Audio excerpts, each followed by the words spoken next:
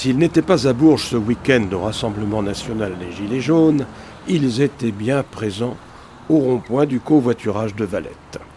Une présence qui dure déjà depuis 5 semaines, une constance qui fait exemple dans le vignoble nantais. Ça fait 5 semaines qu'on est mis en place. On a commencé le 17 juin en bloquant le pont avec 300 personnes. Et au bout de il y a 5 semaines en arrière, on a décidé de faire un QG pour rassembler en fait le maximum de gilets jaunes, pour informer aussi et pour informer et pour communiquer. On a des équipes qui restent sur place. De toute façon, on tient le covoiturage H24. Fait qu'on monte des équipes, une équipe du matin, une équipe de l'après-midi, une équipe du soir, avec la relève du matin aussi. Il y a toujours autant de volontaires pour tenir ce point névralgique. Au début, on a peut-être commencé avec une 60aine de personnes, et plus ça va, plus on élargit. Et on a des personnes qui viennent de différents points aussi. On commence à réunir sur un périmètre de 30 km à peu près.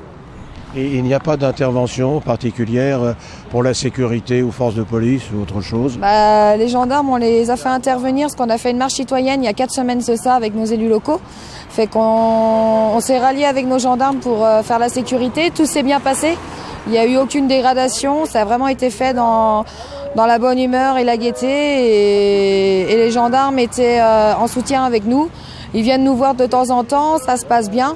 Et on essaye d'avoir un rapport avec eux le plus convivial possible. Et là, maintenant, vous maintenez toujours? Et aujourd'hui, on maintient toujours. On a rendez-vous toujours avec des élus locaux. On en a encore vu cette semaine. Là, on a encore rendez-vous avec Monsieur Marchais, le maire de Valette, pour lui donner les doléances, parce qu'ici, on regroupe aussi les doléances. Les gens n'ont pas forcément envie d'aller en mairie déposer leurs doléances. Ici, comme je dis, c'est un point de rassemblement. Fait qu'on invite les gens à nous envoyer les doléances. On a une boîte spéciale et on continue les signatures par rapport au RIC. Outre les klaxons des automobilistes qui se font entendre au passage du rond-point, des élus viennent prendre le pouls des gilets jaunes, comme le maire de Valette par exemple, qui vient recueillir les doléances des occupants. On écoute Yannick Coiffard, le porte-parole. Alors jour et nuit, des permanences, comme vous pouvez voir sur le tableau ici là. Oui. Chacun s'inscrit, fait ses permanences, jour et nuit. Le soir, on a davantage de monde parce que le soir, il y a tout le temps un petit compte rendu de la journée, des différentes actions qu'il y a à faire sur Nantes, sur Cholet, sur Ancenis, sur Boufféré, sur le Bignon. On sert un peu de bulletin de liaison entre parenthèses avec tous ces mouvements là.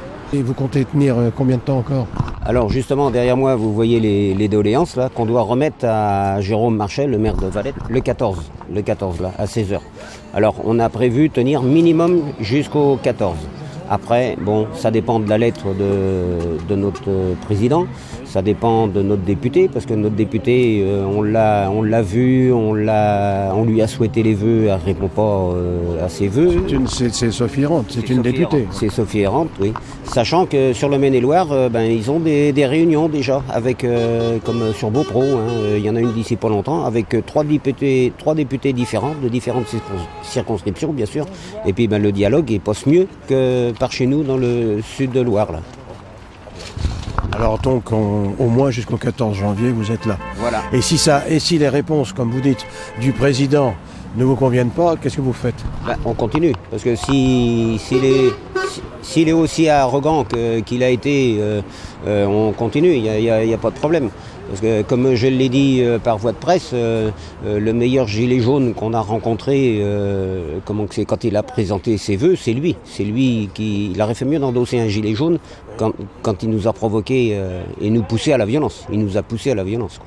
Bien décidés à ne rien lâcher, les gilets jaunes s'organisent et se relaient jour et nuit comprises pour affirmer leur détermination et confirmer leur action et leurs revendications. Notamment la suppression de l'ISF, l'augmentation du SMIC, le grand débat attendu et la baisse, bien sûr, des prix du carburant.